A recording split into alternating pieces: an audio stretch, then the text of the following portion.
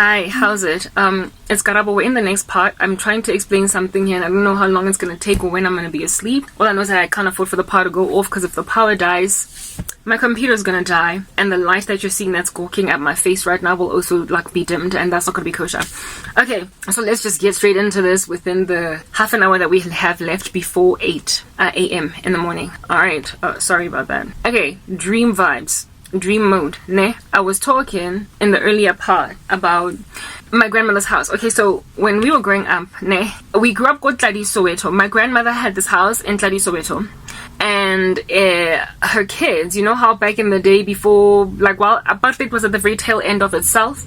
And so therefore, young professionals within the black community were sparse. They were scant. They were few and far between. You were working at OK scanning groceries as a teller at the age of 29 or 30 or whatever. So our parents had very low income jobs at ages that now today kids their age would probably be flying as a project manager at MTN or whatever, right? So, getting your first apartment took forever and a day. So our parents used to live in the back room, basically like a building, like servants' quarters, thank you. That's what they're called in English.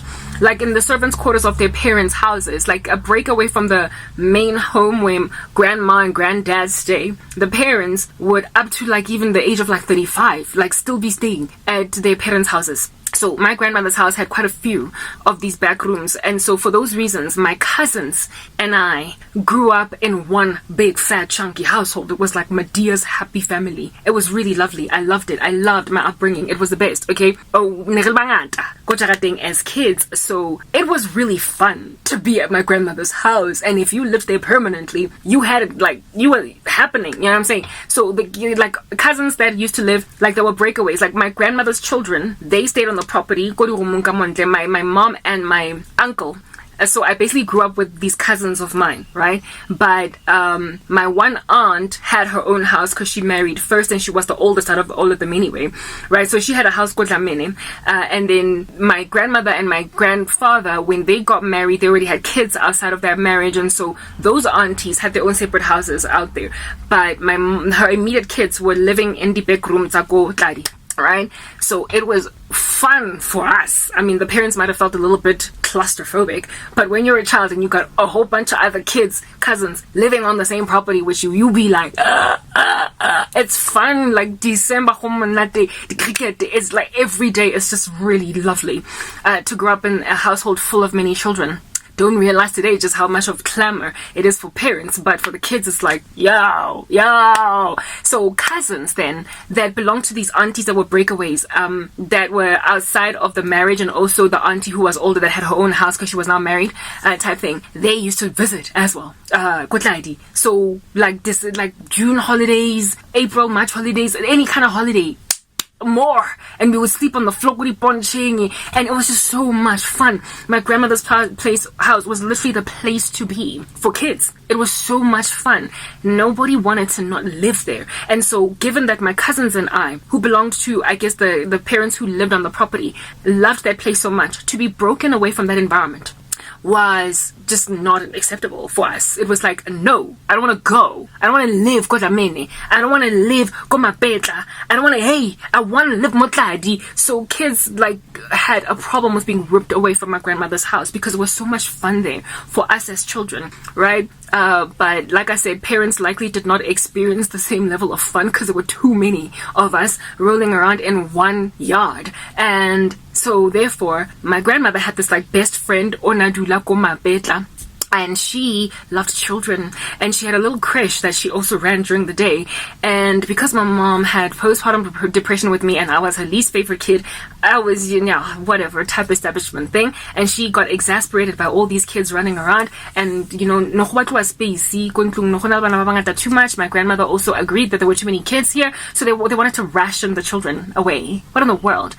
Some of them have got to go and live in other houses, guys. Okay, we need to move some of these kids and move abanye baye Middlelands because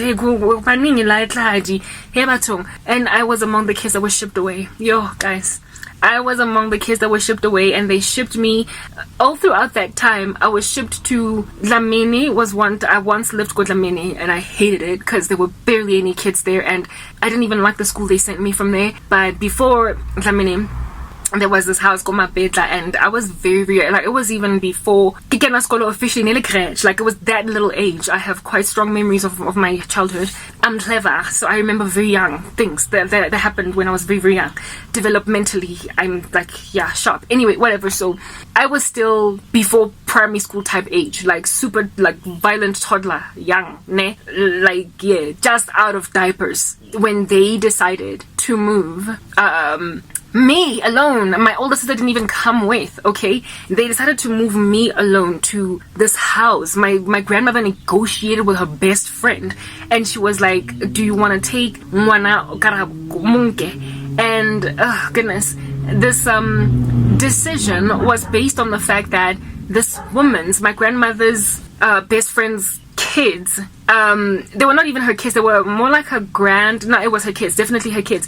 They liked me because in like very formative creche, like the earlier creche, I grew up in that household, basically being raised there, and I developed a very strong bond with one of her daughters who was in high school. And so based on my relationship with Naniki, who was like a big sister that just loved this cute little kid that was in the house, they were like,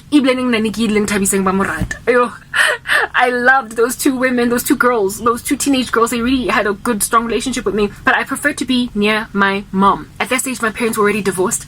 I preferred to be near my mom and to be around my cousins. You know, I wanted that environment. I wanted to be in my grandmother's house. I didn't want to go there, even though I really liked those other, like, you know, my two old, like, these women really loved me. These two teenage girls were really sweet to me, but it was still not the same. It was not the same. And I always went there with apprehension. And I remember one time they told me that I'm only going to be there for a day, and the next day we're all going to go to the Rand Easter show.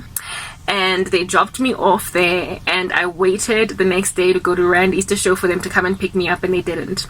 And that was when I guess I kind of realized that, oh, I'm living here now. Yeah, I think I was there for like 2 years or something. I didn't want to be there. But I guess I got used to it. I was a child, you know, you adapt, type establishment thing. But I had to explain that experience in order to help you gauge this dream and the curse that was in this dream. This household, Ya Memamosa, that was her name, was not necessarily a horrible environment. It was very caring, very loving. I had these two teenage girls who were doting over me as a toddler. They would bring me my kipi after school and spoil me rotten, but I wasn't it wasn't my number one. It wasn't first prize for me. I wanted to be at my grandmother's house with all those other kids, with my cousins, where there were a bunch of children, but I was in a second best place, and I just ended up just accepting it. It wasn't abusive, it wasn't horrible, I wasn't being pinched, I was actually being doted over, I was loved, but it was not number one. It was not first prize for me. Just had to give that context first. This dream that I had, so you can understand the operation of a curse in it. When I arrived, go Botswana. Hey guys, next part, and then this like grass chopping thing is outside again, bugging my concentration. Moving on.